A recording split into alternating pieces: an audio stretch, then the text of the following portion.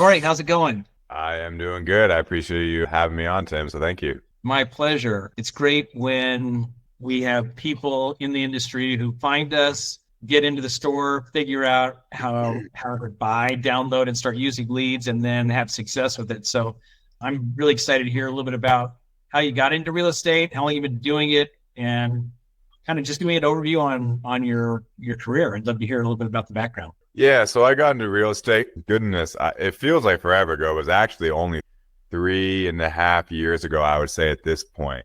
It's funny because I actually have a bit of an interesting perspective on this because I owned a small gym in Los Angeles and had built my career in fitness and personal training. And so I thought I had a really good grasp on client business, client oriented, how to get business, everything like that. However, it's the way I did that in Los Angeles was through I'd made a lot of video content. I was big on Okay. posting videos on Facebook and Instagram, and I got a ton of clients that way. And I ignored the fact that I had a few influencer clients. So those videos got a lot of distance. However, so when I got into real estate, I was like, cool, I already know how to do this. I'm just going to make videos and clients will come in. And I'm good at it. Yeah. I should say that. I was fine at it. I'm better than the average person at making a very simple video, put it that way. And I cranked that so hard, on Instagram, Facebook, everything. I was putting out insane amounts of content and it didn't really lead to anything in real estate. And so I realized, hey, this may not be the main thing to do for leads for me specifically. Let me see if I can take a little bit more control. And that's when I got into outbound prospecting. I still do social media, but as a sprinkle on top of a better lead generation. And then, so videos, I still make them. They're still great for talking with clients, but it wasn't until I started doing outbound prospecting that started to get a lot of deals done. Okay. So how long you're in Denver, right? Yeah. How long have you been in Denver, and who's your brokerage, and kind of what's that Yeah. program? So I've been in Denver 3 years. I moved to Denver to do real estate and basically start over as like a whole COVID thing. Yeah, a lot of people hit the reset button on life during COVID. I was one of them. I'm with a local brokerage called Guide Real Estate. I chose them because the owner of it has been in the top 1% of Colorado brokers his whole career. Wanted to meet him, learn from him, and he's phenomenal. So that's why I chose them. Nice. And let's talk a little bit about how you get listings. Are you focused listings primarily, and or Yeah. buyers For as sure, well? things just works better with my personality, and Okay. I really like the fiduciary. I mean, you got a fiduciary responsibility no matter who you're working with, but I feel like there's a lot more ability to exercise that on the listing side of things. And sometimes buyers want like someone friendly and fun, and like people selling a house, like I want a cutthroat dude who's gonna fight for me. I like that side of real estate. So listings work best for me, and buyers. I work with them, but I primarily target listings. Okay. How many deals did you do last year, and how's that compared to what 24 is shaping up to be? So last year was pre-prospecting. So last year it was bad year. I did or 6 deals maybe. Not great. And most of it was luck, like just a friend of somebody new or a friend or referral, something like that. It wasn't like me going out and getting it.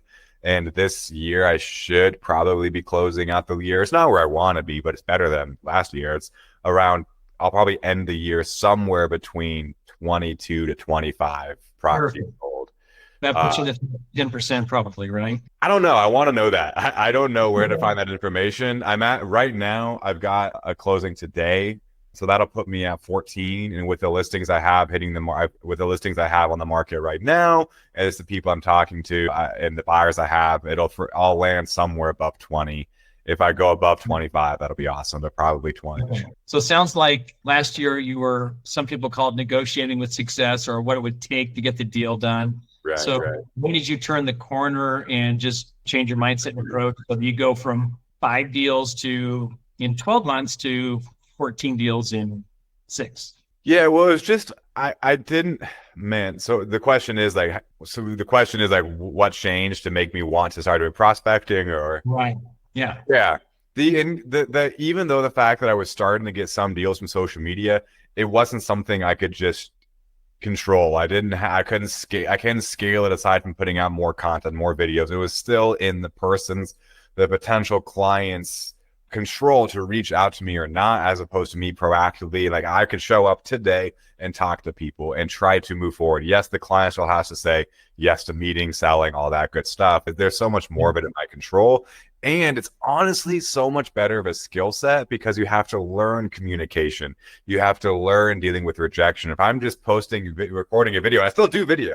But if I'm just if all I'm doing is recording videos, I'm not learning a lot of like sales skills. And whether you like it or not, in real estate, we are in sales.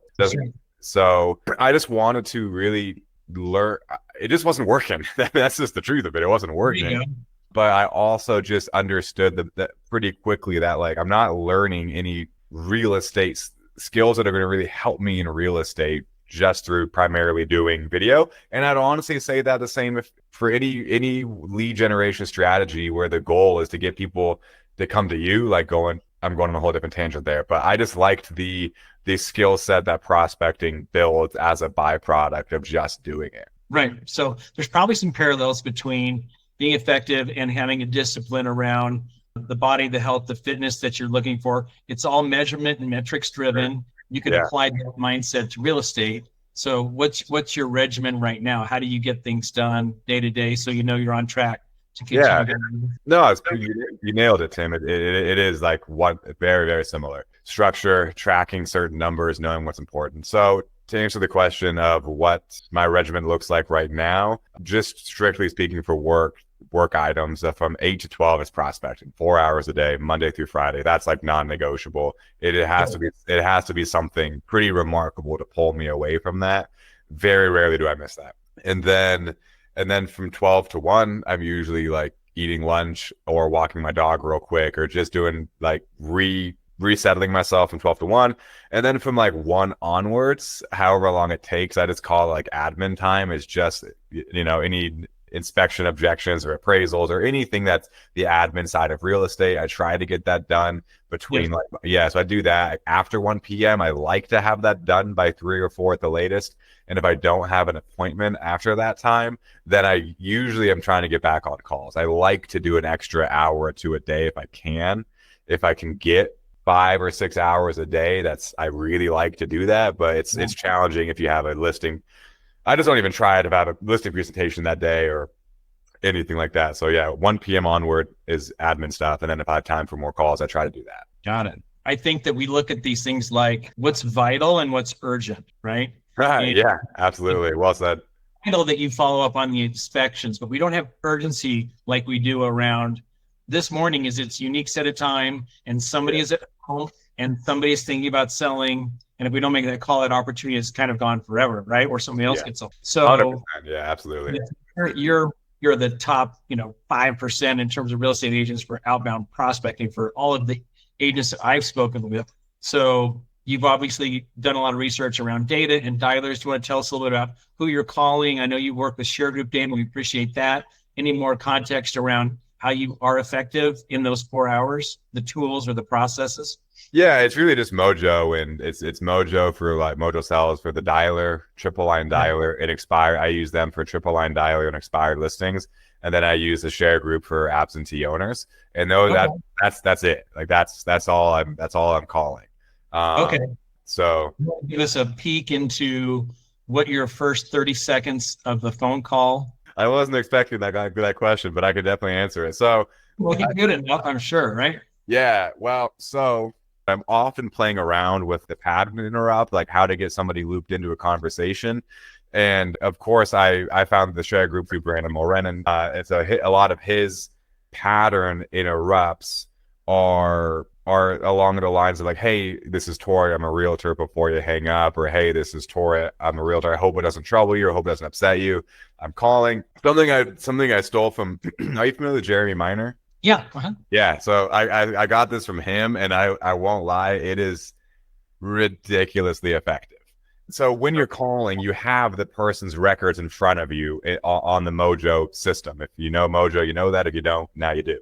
So it's technically true, but what I'm doing, I have these papers here, and then what I do when the person picks up is they're like, hello, and I'm like, hey, I'm shuffling the papers. That's very confusing probably to them. I'm like, Tim? And they're like, yeah. They probably yes. I'm like, Tim, this is this is Torrey. I'm a realtor. I've just got some property records here and was really hoping you could help me out with something. And it's just that my confusion, that tone, the paper shuffling, it's just very, very, I think it's just rude. When I first heard it, I was like, oh my God, it's amazing. And then I started trying it and I was like, this crushes. Like it's So you're doing like a Columbo kind of thing, right? If you've ever seen Yeah. that. Just one more thing, sir. You know, there's only one thing that I'm not clear about. Actually, there is one thing.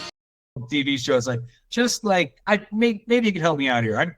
I'm Yeah. looking at this, and because if you're in sales, you're like, hi, Torrey, this is Tim. How are you? Please don't hang up on me. I'm a real estate agent. And they're like, oh, this person is the pace I love. Yeah. Because the older you are, the more time you appreciate between words. Yeah. And so if you come with them slowly and go like, I'm just thinking about something, and it's like, oh, this sounds, the tone is pleasant. Yeah. Yeah. It's not aggressive. So I'm glad you shared that with us. That's a cool tip there. Yeah, it's great. And what's honestly annoying about it, I mean that jokingly, is that sometimes I just don't want to keep doing that. Like I just to do this every time I pick up. So I'll put it away sometimes and I'll go back to a different pattern, interrupt, and they work, but just not nearly as well as this. So I'm like, dang it. Every time, like I don't want to always do that. It's annoying. But it just works so well. It's crazy. It's Groundhog Day for money, my friend. I know. I know. Yeah, but that's what I'm doing right now is that, you know. Awesome. And so do you ever introduce the fact that you know that the person you're calling owns property that they're not a primary resident, are absentee leads, which people do love? Oh, do I bring up that I know they're an absentee owner? Sure. We just say, I'm calling about a property on this address? Yeah. So I never use the words or anything that alludes to absentee owner. Usually where that goes is when I say question property records, they say, okay, I see like, hey, you're not, I use a no orientated question of like, hey, you're not still the owner of that property on Main Street, right? Yes, I am. Ah, okay. Well, the reason I'm calling is because of XYZ. And then, so I never acknowledge or say that I know they're an absentee owner. If they say no, they're not thinking about selling, which is 99% of the time. Usually my next question is that a rental or a second home? So I'm alluding to it there, but that's just a tool to open up more conversation. Okay. And I haven't gone this far with other folks on this conversation, but do you look for a time when they say, if it's a rental, when is the next lease up, or just kind of to find out when would be a good time to follow up? Because you've done this work, you've made the connection, and now the second call is easier, right? Yeah. I mean, it depends on the tone of the other person and how the conversation's going so far. But I'm pretty much usually gonna to default to something like you just said, where I ask them if they want to sell the property in some way. It comes out different every time. If they say no, I'll go to, well, just out of curiosity, is that a rental or a second home? If they say rental, I usually like to ask like, oh, how long has it been a rental? And if they say anything above 4 years, I'll usually be like, wow, you got a lot of equity then. Let me ask you this. I mean, whenever that lease is up or the tenant moves out, would you play around with the idea of getting that property sold, or what do you think? It's pretty low pressure. I like that. I don't have any data or no one's told me this to back this up, but I like the idea of saying play around. It doesn't sound as serious as like, would you sell? It's just like, it's very non-committal, and just seeing where they go with that. Yeah. Or would it be a bad idea to think about selling it next year? Yeah. Always. Totally. Yeah. Like that. Okay. So to wrap up here, Troy, I really appreciate you taking time with us, because there are so many agents really want to know. I want to know somebody who's making the calls and the results, the effort and the results allows anybody to evaluate, am I willing to walk down that path, right? Mm-hmm. And absolutely right. Social media is a fickle animal. And if you think, I'm going to call, I'm looking at 4 hours a day, 22 days a month, 88 hours a month, you're going to get 2 listings pretty consistently, because you've gone from last year to, so probably 2 listings is what you're getting on that sort of effort. And do you count dials per session or just conversations? What's the most important thing out of 1 4-hour session? Oh, you know what? The unique take on it. Most important thing for 4 hours is just that I do the 4 hours. I have days where I just crush it and I'm lead. And I have days where it's nothing. And to the life of me, I can't, it just goes that way sometimes. Usually I'm getting 2 to 3 leads a day, but there's some days where it's through the roof, some days where nothing. So for me, the thing that helped me commit to it is just like, I'm just going to be here for 4 hours and I'm going to do my best. And I'm just going to do my end of the deal, which is show up here. I'm going to ask the questions. I'm going to ask hard questions, and what comes of that will come of that. So that's how I think about it. Got it. Yeah. You do the work, and you know the results are only going to be normalized over a long period of time. Yeah, I track everything. Like, I track everything for sure. But as far as like what my goal is when I'm in that session, is just to do the session and get and do the whole thing. Yep. And you feel good about it afterwards, right? Yeah, if I tie my approval to anything else other than I showed up and did my end of it, I'm gonna have a bad time. So it's so easy to commit to. It's just better that way for me, at least, to just commit to the process, still do my end, still track the numbers, look at it over a long time horizon, see where I can improve in there. But during those 4 hours, like, I'm just there. The thing I most care about the most is just doing what the thing I set out to do, which is 4 hours. Well, good. You've given me a lot of time. I asked for a little bit. You gave me a lot, and I appreciate this. This has been fantastic. Yeah, honestly, let me know if there's anything else I can do. I'm a believer in your company, and I appreciate your communication, you reaching out. So thank you for everything you're doing. Right on. You have a good day, Tim. Thanks. See you, bud.